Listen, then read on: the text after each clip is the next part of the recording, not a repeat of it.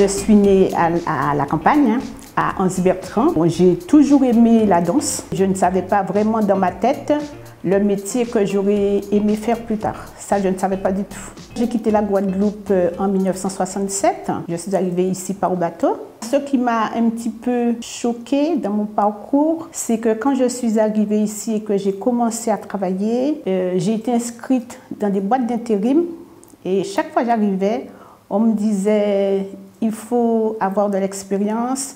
Ou alors la personne était absente mais la personne est arrivée. On ne voulait pas me dire vraiment pour quelle raison. C'était beaucoup de soucis en 1968 pour avoir un appartement, pour être bien vu en métropole. J'ai eu l'occasion de fréquenter quelques associations avant de créer Madi Ekera.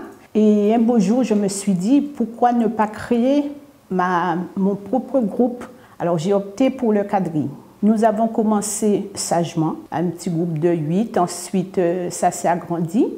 De là, nous avons créé Karul Kera et le groupe de danse est resté Madi Ekera. Je remercie beaucoup un journal d'Homme Hebdo qui nous a donné un grand coup de pouce de façon à se faire connaître. Nous avons participé plusieurs fois à Qui à la télé. L'association m'a permis de connaître beaucoup de monde. On peut nous voir dans des dîners d'ensemble. Nous sommes situés à Argenteuil. Nous avons le thé dansant des sages que nous organisons avec l'association Accolade et peut-être aller aussi sur les réseaux voir ce que nous faisons.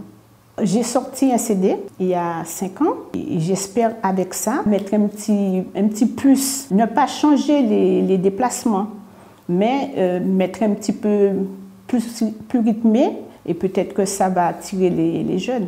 Depuis 2001, je vais en Guadeloupe régulièrement. Nous avons eu l'occasion de faire une prestation pour les cuisinières de Guadeloupe. Chaque année, je pars en Guadeloupe de façon à être avec ces seniors. Je vais aussi dans les répétitions de quadrille. Je fais des échanges.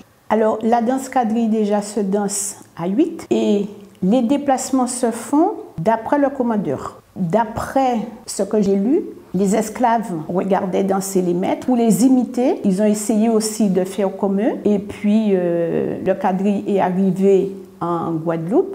Ils ont mis un petit peu de piment, comme on dit en Guadeloupe, véhiculer cette danse, rencontrer certaines personnes dans le milieu associatif. Les personnes que je connaisse dans les associations, pour moi, c'est une deuxième famille. Quand j'ai décidé de créer le groupe, mon mari m'a dit « Tu te débrouilles, moi je ne suis pas dedans ». Alors je me suis dit, même s'il n'est pas dedans, ce n'est pas grave, je vais faire. Et je dis que les femmes, il faut quand même qu'ils se disent qu'elles sont là, il faut qu'elles se fassent connaître. La vie d'Anita Alfonso, c'est ne jamais être à la maison. Je donne les cours dans mon association, je me déplace dans les autres associations. Pour me trouver à la maison, il faut vraiment se lever de bonne heure. Et ça me plaît. J'ai donné des cours, après je me suis dit, il faut que j'apprenne à commander.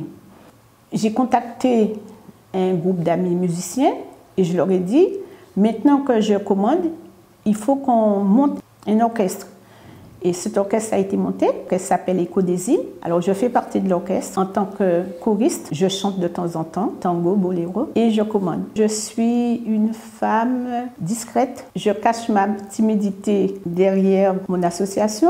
Avec tout ce que je fais, je prends beaucoup les choses à cœur et j'aime ma famille, j'aime mes amis. Quand je fais quelque chose, je le fais avec amour. Alors, une belle dame, c'est une dame qui prend soin d'elle, coquette. C'est pas la beauté physique qui compte, c'est la façon de se comporter, la façon de s'habiller et avoir le sourire. Voilà, pour moi, c'est ça une belle dame. S'occuper de son foyer, c'est une belle dame aussi de s'occuper de son foyer.